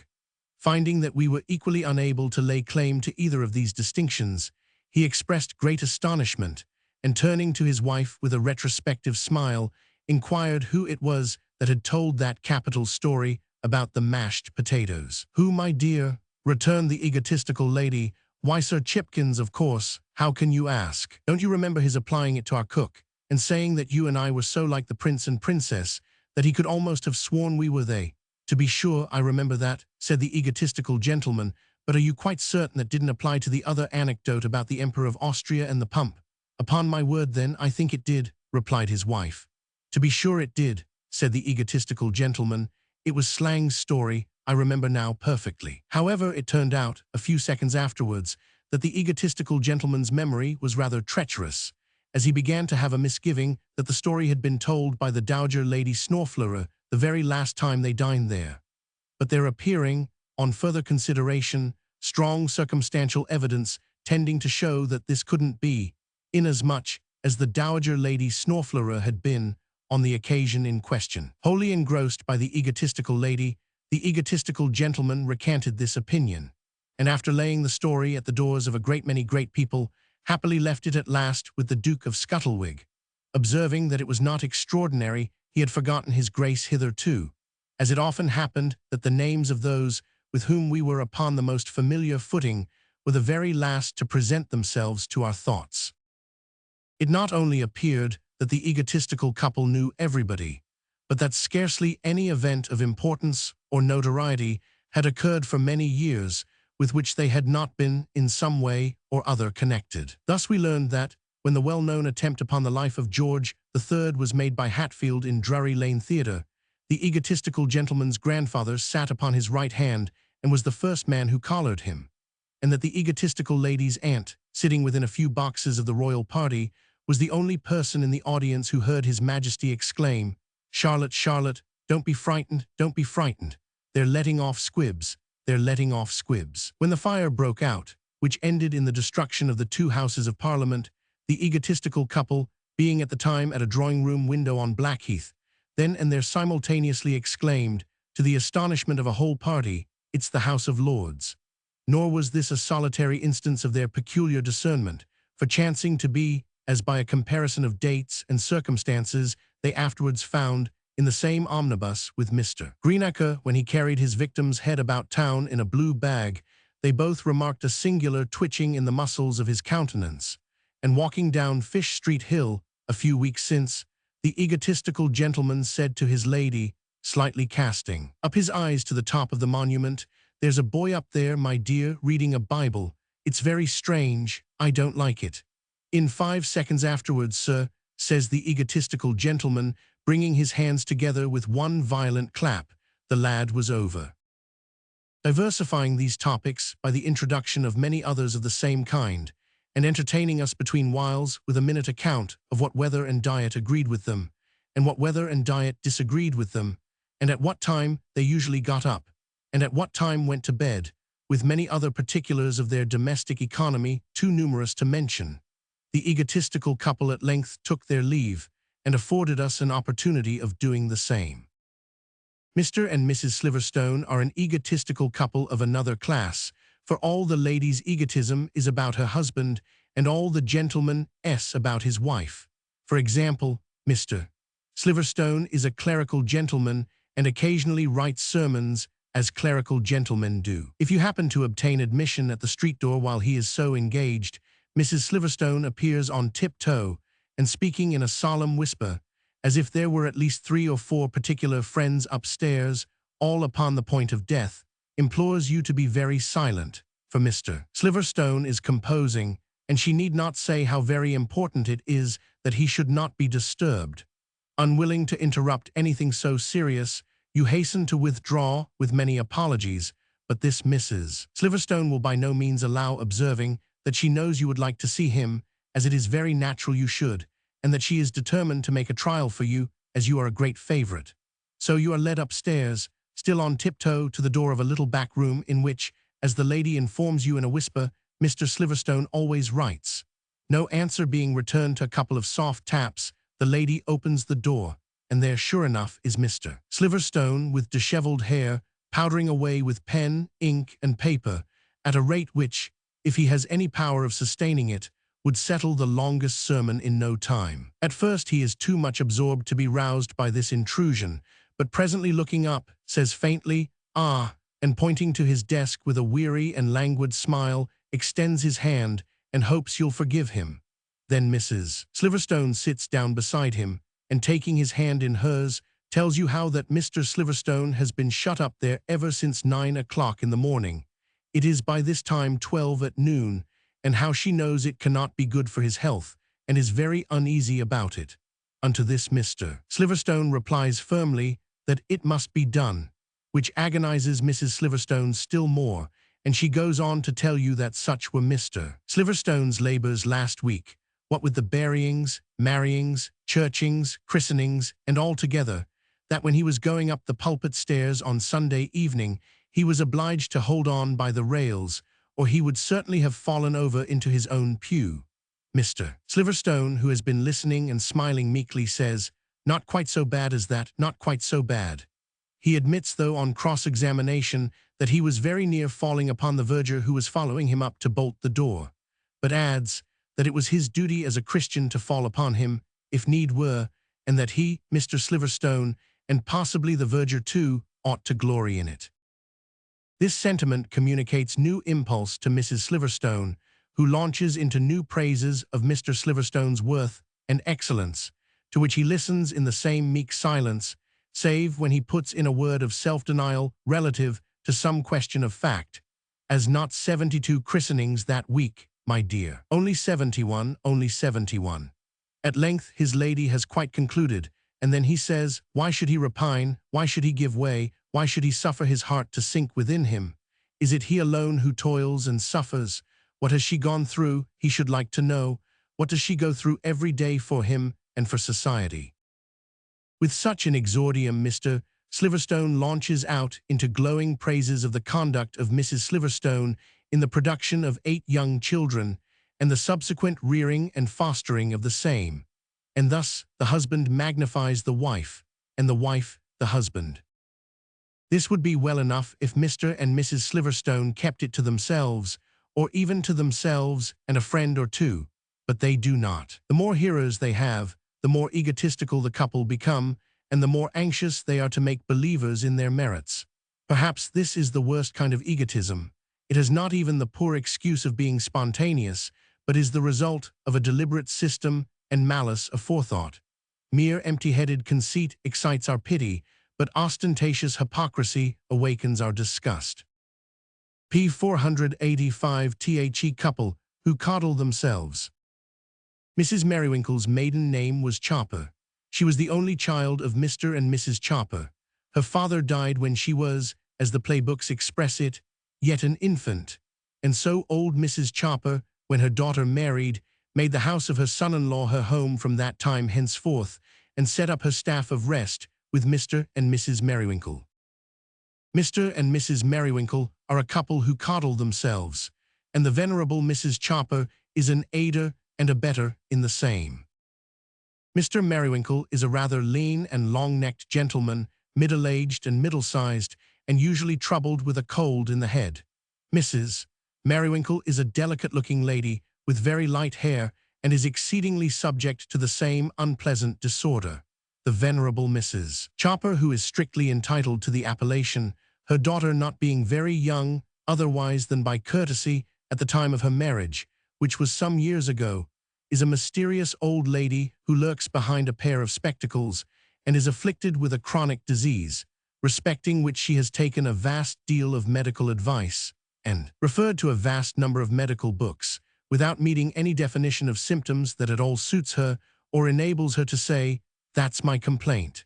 Indeed, the absence of authentic information upon the subject of this complaint would seem to be Mrs. Chopper's greatest ill, as in all other respects she is an uncommonly hale and hearty gentlewoman. Both Mr. and Mrs. Chopper wear an extraordinary quantity of flannel, and have a habit of putting their feet in hot water to an unnatural extent. They likewise indulge in chamomile tea and such-like compounds, and rub themselves on the slightest provocation with camphorated spirits and other lotions applicable to mumps, sore throat, rheumatism, or lumbago. Mr. Merrywinkle's leaving home to go to business on a damp or wet morning is a very elaborate affair. He puts on wash-leather socks over his stockings and india-rubber shoes above his boots, and wears under his waistcoat a cuirass of hareskin. Besides these precautions, he winds a thick shawl round his throat and blocks up his mouth with a large silk handkerchief. Thus accoutred and furnished besides with a greatcoat and umbrella, he braves the dangers of the streets, traveling in severe weather at a gentle trot, the better to preserve the circulation, and bringing his mouth to the surface to take breath, but very seldom, and with the utmost caution. His office door opened, he shoots past his clerk at the same pace, and diving into his own private room, closes the door, examines the window fastenings, and gradually unrobes himself, hanging his pocket handkerchief on the fender to air, and determining to write to the newspapers about the fog, which, he says, has really got to that pitch that it is quite unbearable. In this last opinion, Mrs. Merrywinkle and her respected mother fully concur, for though not present, their thoughts and tongues are occupied with the same subject, which is their constant theme all day. If anybody happens to call, Mrs. Merrywinkle opines that they must assuredly be mad, and her first salutation is, "Why, what in the name of goodness can bring you out in such weather? You know you must catch your death." This assurance is corroborated by Mrs. Chopper, who adds, in further confirmation, a dismal legend concerning an individual of her acquaintance who, making a call under precisely parallel circumstances, and being then in the best health and spirits, expired in 48 hours afterwards of a complication of inflammatory disorders. The visitor, rendered not altogether comfortable perhaps by this and other precedents, inquires very affectionately after Mr. Merrywinkle, but by so doing brings about no change of the subject, for Mr. Merrywinkle's name is inseparably connected with his complaints, and his complaints are inseparably connected with Mrs. Merrywinkle's, and when these are done with, Mrs. Chopper, who has been biding her time, cuts in with the chronic disorder, a subject upon which the amiable old lady never leaves off speaking until she is left alone, and very often not then. The couple who coddle themselves. But Mr. Merrywinkle comes home to dinner. He is received by Mrs. Merrywinkle and Mrs. Chopper, who, on his remarking that he thinks his feet are damp, turn pale as ashes and drag him upstairs, imploring him to have them rubbed directly with a dry coarse towel. Rubbed they are, one by Mrs. Merrywinkle and one by Mrs. Chopper, until the friction causes Mr. Merrywinkle to make horrible faces and look as if he had been smelling very powerful onions, when they desist, and the patient, provided for his better security with thick worsted stockings and list slippers, is borne downstairs to dinner. Now, the dinner is always a good one, the appetites of the diners being delicate, and requiring a little of what Mrs. Merrywinkle calls titivation, the secret of which is understood to lie in good cookery and tasteful spices, and which process is so successfully performed in the present instance, that both Mr. and Mrs. Merrywinkle eat a remarkably good dinner, and even the afflicted Mrs. Chopper wields her knife and fork with much of the spirit and elasticity of youth. But Mr. Merrywinkle, in his desire to gratify his appetite, is not unmindful of his health, for he has a bottle of carbonate of soda with which to qualify his porter, and a little pair of scales in which to weigh it out. Neither in his anxiety to take care of his body is he unmindful of the welfare of his immortal part, as he always prays that, for what he is going to receive, he may be made truly thankful, and in order that he may be as thankful as possible, eats and drinks to the utmost. Either from eating and drinking so much, or from being the victim of this constitutional infirmity, among others, Mr. Merrywinkle, after 2 or 3 glasses of wine, falls fast asleep, and he has scarcely closed his eyes when Mrs. Merrywinkle and Mrs. Chopper fall asleep likewise. It is on awakening at tea time that their most alarming symptoms prevail, for then Mr. Merrywinkle feels as if his temples were tightly bound round with the chain of the street door, and Mrs. Merrywinkle as if she had made a hearty dinner of half-hundredweights, and Mrs. Chopper as if cold water were running down her back, and oyster knives with sharp points were plunging of their own accord into her ribs. Symptoms like these are enough to make people peevish, and no wonder that they remain so until supper time, doing little more than doze and complain, unless Mr. Merrywinkle calls out very loudly to a servant to keep that draught out, or rushes into the passage to flourish his fist in the countenance of the twopenny postman, for daring to give such a knock as he had just performed at the door of a private gentleman with nerves. Supper coming after dinner should consist of some gentle provocative, and therefore the titivating art is again in requisition, and again done honor to by Mr. and Mrs. Merrywinkle, still comforted and abetted by Mrs. Chopper. After supper, it is 10 to 1, but the last-named old lady becomes worse, and is led off to bed with the chronic complaint in full vigor. Mr. and Mrs. Merrywinkle, having administered to her a warm cordial, which is something of the strongest, then repair to their own room, where Mr. Merrywinkle, with his legs and feet in hot water, superintends the mulling of some wine which he is to drink at the very moment he plunges into bed, while Mrs. Merrywinkle, in garments whose nature is unknown to and unimagined by all but married men, takes 4 small pills with a spasmodic look between each, and finally comes to something hot and fragrant out of another little saucepan, which serves as her composing draught for the night.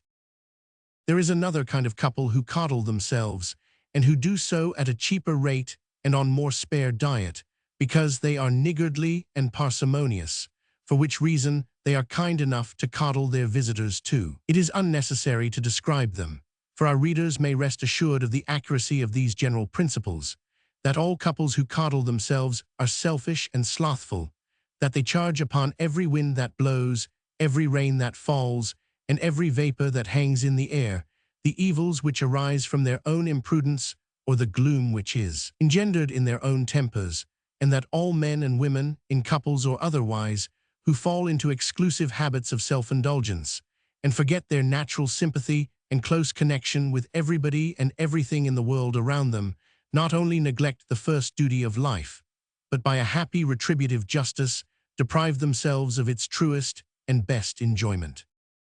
P. 489, The Old Couple. They are grandfather and grandmother to a dozen grown people and have great-grandchildren besides. Their bodies are bent, their hair is grey, their step tottering and infirm. Is this the lightsome pair whose wedding was so merry, and have the young couple indeed grown old so soon?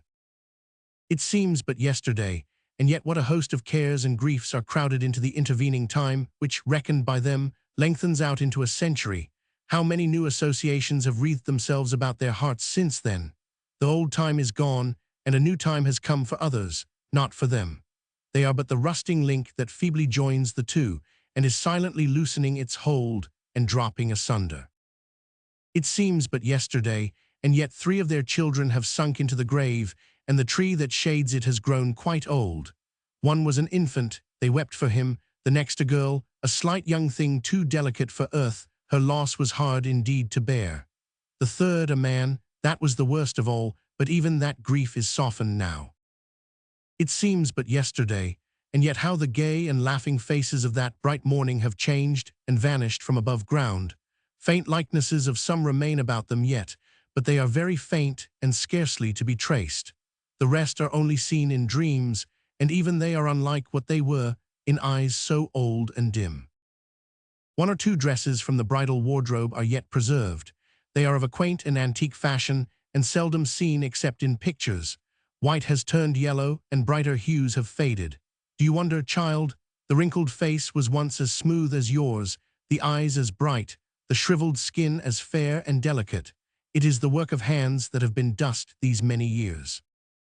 Where are the fairy lovers of that happy day whose annual return comes upon the old man and his wife, like the echo of some village bell which has long been silent? Let yonder peevish bachelor, racked by rheumatic pains, and quarrelling with the world, let him answer to the question. He recollects something of a favorite playmate. Her name was Lucy, so they tell him. He is not sure whether she was married, or went abroad, or died. It is a long while ago, and he don't remember. Is nothing as it used to be? Does no one feel, or think, or act, as in days of yore? Yes, there is an aged woman who once lived servant with the old lady's father, and is sheltered in an almshouse not far off. She is still attached to the family and loves them all. She nursed the children in her lap, and tended in their sickness those who are no more. Her old mistress has still something of youth in her eyes. The young ladies are like what she was, but not quite so handsome, nor are the gentlemen as stately as Mr. Harvey used to be. She has seen a great deal of trouble. Her husband and her son died long ago, but she has got over that, and is happy now, quite happy. If ever her attachment to her old protectors were disturbed by fresher cares and hopes, it has long since resumed its former current. It has filled the void in the poor creature's heart, and replaced the love of kindred. Death has not left her alone, and this, with a roof above her head, and a warm hearth to sit by, makes her cheerful and contented. Does she remember the marriage of great-grandmamma? Aye, that she does, as well, as if it was only yesterday. You wouldn't think it to look at her now, and perhaps she ought not to say so of herself, but she was as smart a young girl then as you'd wish to see. She recollects she took a friend of hers upstairs to see Miss Emma dressed for church. Her name was, she forgets the name, but she remembers that she was a very pretty girl, and that she married not long afterwards and lived. It has quite passed out of her mind where she lived, but she knows she had a bad husband who used her ill, and that she died in Lambeth Workhouse. Dear, in Lambeth Workhouse. The old couple. And the old couple, have they no comfort or enjoyment of existence? See them among their grandchildren and great-grandchildren, how garrulous they are, how they compare one with another, and insist on likenesses which no one else can see. How gently the old lady lectures the girls on points of breeding and decorum, and points the moral by anecdotes of herself in her young days. How the old gentleman chuckles over boyish feats and roguish tricks, and tells long stories of a barring out achieved at the school he went to, which was very wrong, he tells the boys, and never to be imitated of course, but which he cannot help letting them know was very pleasant too, especially when he kissed the master's niece. This last, however, is a point on which the old lady is very tender, for she considers it a shocking and indelicate thing to talk about, and always says so whenever it is mentioned, never failing to observe that he ought to be very penitent for having been so sinful. So the old gentleman gets no further, and what the schoolmaster's niece said afterwards, which he is always going to tell, is lost to posterity. The old gentleman is 80 years old, today 80 years old, crofts, and never had a headache. He tells the barber who shaves him, the barber being a young fellow, and very subject to that complaint. That's a great age, Crofts, says the old gentleman. I don't think it's sich a worry great age, sir, replied the barber. Crofts, rejoins the old gentleman, you're talking nonsense to me, 80 not a great age. It's a worry great age, sir, for a gentleman to be as healthy and active as you are, returns the barber. But my grandfather, sir, he was 94. You don't mean that, Crofts, says the old gentleman. I do indeed, sir, retorts the barber, and as vigorous as Julius Caesar, my grandfather was. The old gentleman muses a little time, and then says, what did he die of, Crofts? He died accidentally, sir, returns the barber. He didn't mean to do it. He always would go a-running about the streets, walking never satisfied his spirit, and he run against a post and died of a hurt in his chest.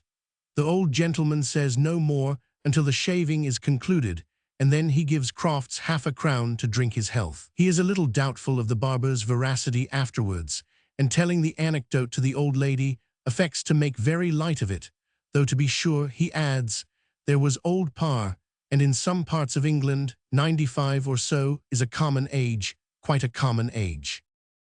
This morning the old couple are cheerful but serious, recalling old times as well as they can remember them, and dwelling upon many passages in their past lives which the day brings to mind.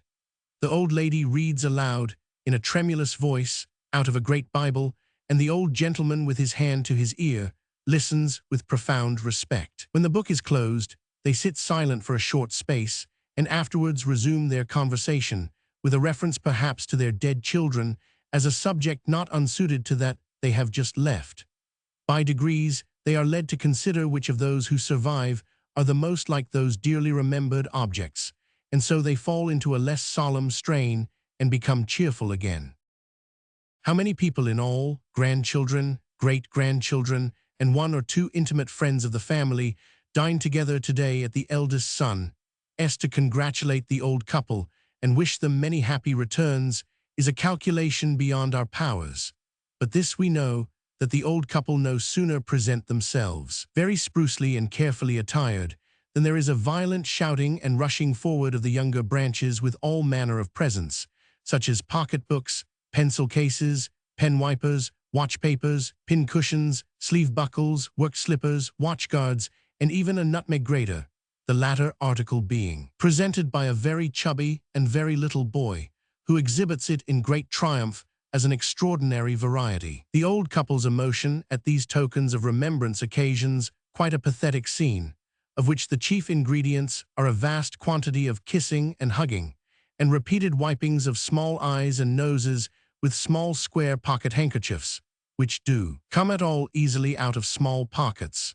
Even the peevish bachelor is moved, and he says, as he presents the old gentleman with a queer sort of antique ring from his own finger, that he'll be dead if he doesn't think he looks younger than he did 10 years ago. But the great time is after dinner, when the dessert and wine are on the table, which is pushed back to make plenty of room, and they are all gathered in a large circle round the fire. For it is then, the glasses being filled, and everybody ready to drink the toast, that two great-grandchildren rush out at a given signal, and presently return, dragging in old Jane Addams leaning upon her crutch stick, and trembling with age and pleasure, who so popular as poor old Jane, nurse and storyteller in ordinary to 2 generations, and who so happy as she, striving to bend her stiff limbs into a curtsy, while tears of pleasure steal down her withered cheeks. The old couple sit side by side, and the old time seems like yesterday indeed. Looking back upon the path they have traveled, its dust and ashes disappear. The flowers that withered long ago show brightly again upon its borders, and they grow young once more in the youth of those about them. p. 493 Conclusion.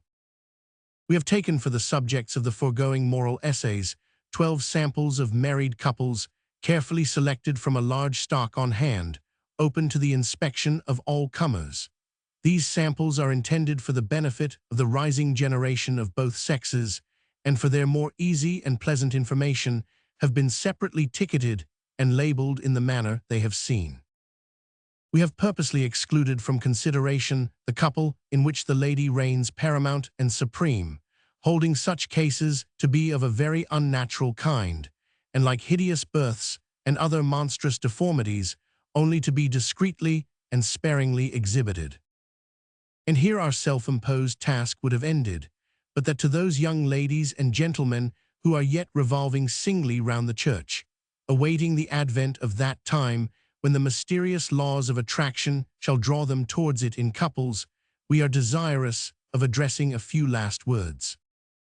Before marriage and afterwards, let them learn to center all their hopes of real and lasting happiness in their own fireside. Let them cherish the faith that in home, and all the English virtues which the love of home engenders, lies the only true source of domestic felicity.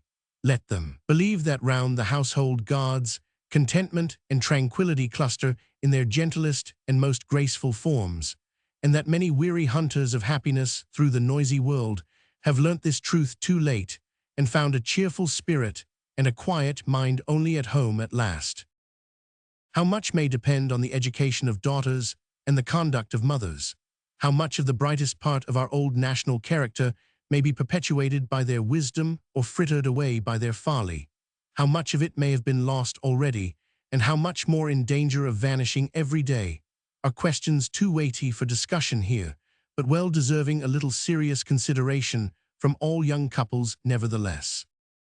To that one young couple on whose bright destiny the thoughts of nations are fixed, may the youth of England look, and not in vain, for an example.